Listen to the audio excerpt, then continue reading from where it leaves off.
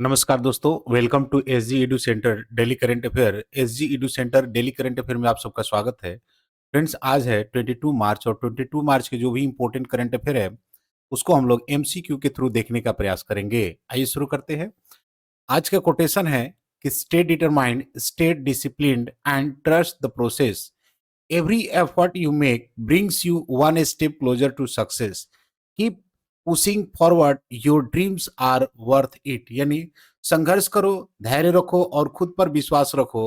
हर प्रयास तुम्हें सफलता के करीब लेता जाता है। हार मत मानो, तुम्हारे सपने सच होने के काबिल है। फ्रेंड्स, हम लोग 21 मार्च के जो भी इंपॉर्टेंट करंट अफेयर देखे थे, उसको शॉर्टली में रिवाइज कर लेते हैं कि वरुण अभ्यास 2025 भारत और किस देश के बीच आयोजित किया गया था? तो फ्रांस के साथ। दृष्टिहीनता से लड़ने के लिए विजन 2020 इंडिया के सद्भावना दूत के रूप में किसे नियुक्त किया गया है? तो कृष्णमचारी श्रीकांत को। एशियाई गेमिंग समिट निम्नलिखित में से किस देश में आयोजित किया गया था? फिलीपींस में। 39वां अंतर्राष्ट्रीय खाद्य और अतिथि मेला आहार 2025 निम्नलिखित में से किस स्थान पर आयोजित किया गया था? नई दिल्ली में। भारत का पहला triple P green waste processing plant किस शहर में शुरू होगा? इंदौर, मध्य प्रदेश में। अमेरिका के think tank the future of free speech द्वारा किए गए एक वैश्विक अध्ययन में भारत को 33 देशों में से किस स्थान पर रखा गया है? तो 24। हाल ही में खेलो इंडिया पैरा गेम्स 2025 का शुभंकर उज्ज्वला लॉन्च किया गया। यह किससे संबंधित है? गौरैया से। 2025 एशियन फिल्म अवार्ड्स में सर्वश्रेष्ठ फिल्म का पुरस्कार किस फिल्म ने जीता है? तो all we imagine as light. हाल ही में चर्चा में रहा विक्रम और कल्पना क्या है? तो उच्च गति माइक्रो प्रोसेसर है। किस देश के प्रतिनिधिमंडल ने स्मार्ट सिटी इंडिया एक्सपो 2025 में भाग लिया? तो रूस। आज का पहला क्वेश्चन है कि हाल ही में गोनी जंगल में गंभीर रूप से संकटग्रस्त किली फिश की एक नई प्रजाति खोजी गई है। गिनी जंगल कहाँ स्थित है? यानी new species of critically endangered kill fish has recently been discovered in the Gongoi forest. Where is Gongoi forest? Option A Kenya, option B Brazil, option C Ecuador और ऑप्शन सी कांगो। तो इसका सही answer है दोस्तों Kenya. यानी जो गोंगोई जंगल है वो केनिया में स्थित है, जहां पर संकटग्रस्त किलफिश की एक नई प्रजाति खोजी गई है। फ्रेंड्स, गोंगनी जंगल केनिया में स्थित है। यह जंगल जैव विविधता के लिए महत्वपूर्ण है और हाल ही में वहां गंभीर रूप से संकटग्रस्त किलफिश की एक नई प्रजाति की खोज की गई है, जो इस क्षेत्र की पारिस्थितिकी और संरक्षण प्रयासों का उजागर करती है।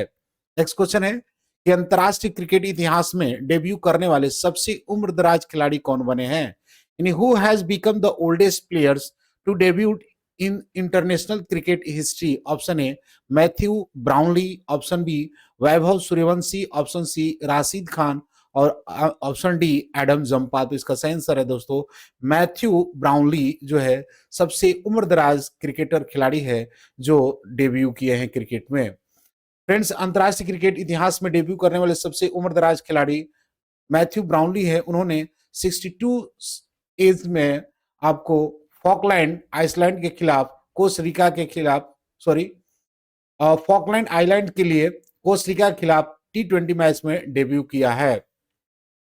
नेक्स्ट क्वेश्चन है कि कबड्डी वर्ल्ड कप 2025 का उद्घाटन निम्नलिखित में से किस देश में किया गया? यानी the kabaddi world cup 2025 was inaugurated in which of the following country? Option A India, option B Italy, option C Brazil और ऑप्शन डी इंग्लैंड। तो इसका सही आंसर है दोस्तों कि इंग्लैंड में कबड्डी वर्ल्ड कप 2025 का उद्घाटन किया गया है। कबड्डी वर्ल्ड कप 2025 का उद्घाटन इंग्लैंड में किया गया। यह टूर्नामेंट जो है वो 17 से लेकर 23 मार्च तक वेस्ट मिडलटन्स में आयोजित हो रहा है, जिसमें वोलर हैम्पटन, बर्गिम्बम, कोवेंट्री और वॉलसॉल जैसे मशहूर शहर शामिल है। उद्घाटन समारोह में विभिन्न सांस्कृतिक कार्यक्रम और खेलों का आयोजन किया गया था, जिसमें इंग्लैंड की पुरुष टीम की हंगरी के खिलाफ पहले मैच में जीत हासिल किया है। नेक्स्ट क्वेश्चन है कि हाल ही में $1 ट्रिलियन की अर्थव्यवस्था बनाने के लिए महाटेक स्थापित करने की घोषणा किसने की है? यानी who has recently announced to set up Mahatech to create trillion dollar economy? Option A Madhya Pradesh, option B Uttar Pradesh, option C Maharashtra और ऑप्शन डी राजस्थान। तो इसका सही आंसर दोस्तों कि महाराष्ट्र ने 1 ट्रिलियन अर्थव्यवस्था बनाने के लिए महाटेक स्थापित करने की घोषणा की है।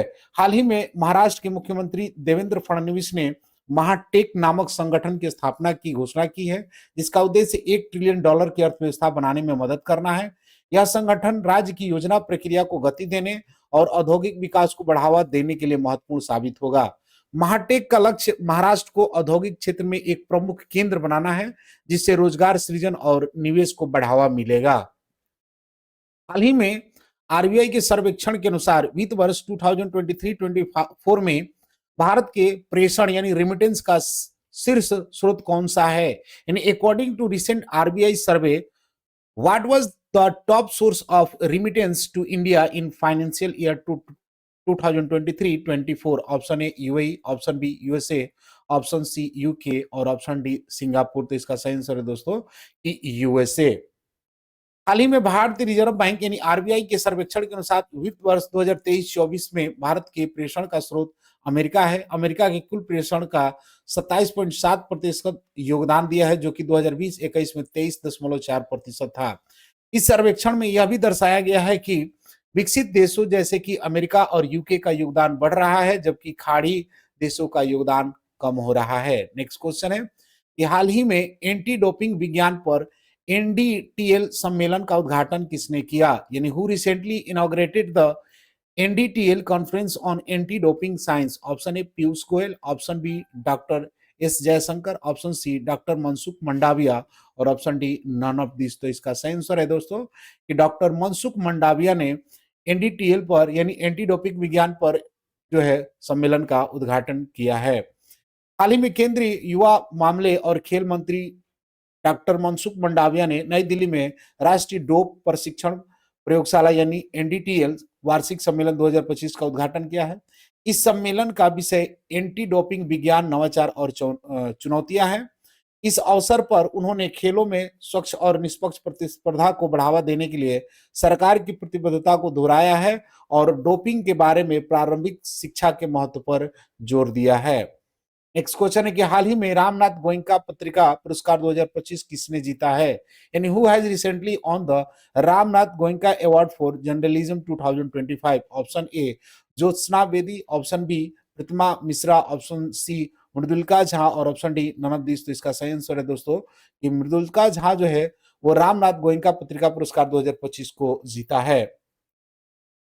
हाल ही में रामनाथ गोयनका पुरस्कार 2025 के तहत पत्रकारिता में उत्कृष्टता के लिए पुरस्कारों की घोषणा की गई है। इस पुरस्कार में मृदुलका झा को उनके डंकी रूट पर रिपोर्टिंग के लिए सम्मानित किया गया है। यह रिपोर्ट हरियाणा और पंजाब के युवाओं द्वारा अमेरिका में अवैध रूप से प्रवेश करने के लिए अपनाए गए खतरनाक मार्ग को पर केंद्रित थी। नेक्स्ट क्वेश्चन है कि अंतरिक्ष यात्री सुनीता विलियम्स आईएसएस से पृथ्वी पर कितने दिनों बाद लौटे? यानी astronaut Sunita Williams return to earth from ISS after so many day. How many day? Option A 219 days, option B 286 day, option C 275 day और ऑप्शन डी 280 डेज। तो इसका सही आंसर दोस्तों कि 286 डे बाद वो इंडिया में वापस लौटी है। यानी अंतरिक्ष यात्री सुनीता विलियम्स ने हाल ही में अंतरिक्ष स्टेशन यानी आईएसएस से पृथ्वी पर लौटने के बाद 290 दिन बिताए। उनका यह मिशन कई तकनीकी समस्याओं के कारण लंबा खिंच गया था, जिससे उनकी वापसी के लिए निर्धारित बोइंग स्टार लाइनर स्पेसक्राफ्ट में उत्पन्न हुई समस्या शामिल थी। शुरुआत में यह केवल 8 दिनों के लिए गई थी। नेक्स्ट क्वेश्चन है कि लियो द अनटोल्ड स्टोरी नामक पुस्तक किसने लिखा है? यानी who has written the book title Leo the untold story? Option A PS Ramanna, option B Namita Gokhale, option C Arun Shourie और ऑप्शन डी पंकज मिश्रा। तो इसका सही आंसर दोस्तों कि पीएस रमन जो है वो लियो द अनटोल्ड स्टोरी नामक पुस्तक के लेखक हैं।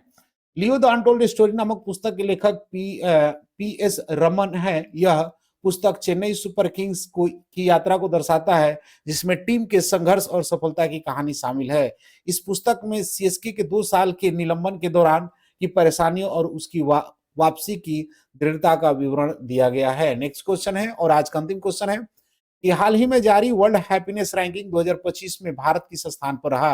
यानी in the recent world happiness ranking 2025 India will be placed in which positions. Option A 115th, option B 116th, option C 117th और ऑप्शन डी 118th। तो इसका सही आंसर है दोस्तों 118। यानी हाल ही में जारी विश्व खुशी रिपोर्टिंग 2025 के अनुसार भारत को 147 देशों में 118 स्थान प्राप्त हुआ है। यह रिपोर्ट 20 मार्च 2025 को प्रकाशित की गई थी। भारत की स्थिति पिछले वर्ष की तुलना में थोड़ी सुधार हुई है, क्योंकि 2024 में 126वां स्थान पर था। लास्ट वीडियो का क्वेश्चन था कि 2025 एशियन फिल्म अवार्ड्स में सर्वश्रेष्ठ फिल्म का पुरस्कार किस फिल्म ने जीता है। तो option B all we imagine as light. आज का क्वेश्चन है कि हाल ही में रामनाथ गोयनका पत्रिका पुरस्कार 2025 किसने जीता। Option A Jyotsna Bedi, option B Pratima Mishra, option C Mridulika Jha और ऑप्शन डी इनमें से कोई नहीं। इसका आंसर कमेंट बॉक्स में जरूर दें। मिलते हैं अगले वीडियो में, तब तक के लिए जय हिंद।